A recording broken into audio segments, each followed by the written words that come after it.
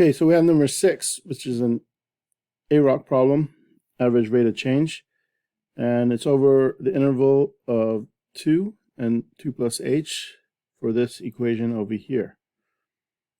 So with this equation, we know the x's cancel, so we're just left with h in the denominator. So we just substitute the 2 plus h into this equation here.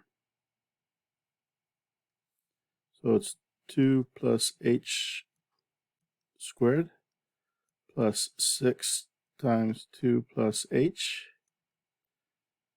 and then minus, substituting the 2,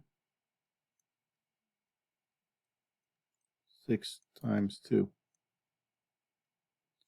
And that's all over h.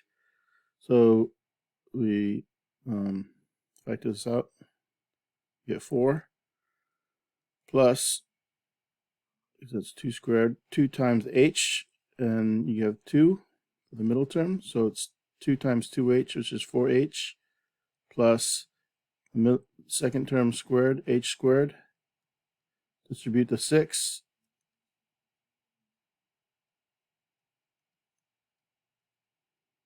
minus 4 plus 12, and I should have been able to do that in my head. So it's h. So now we combine like terms, and this is going to be 16 plus 4h plus 6h is 10h plus h squared minus 4 plus 12 is 16 all over the h. So when we cancel,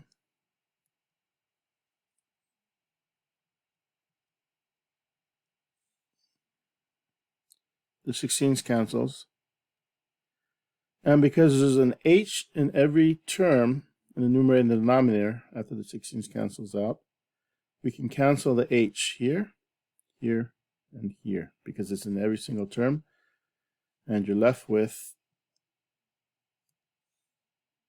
it equaling to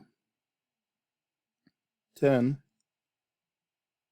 plus h, and that is your answer.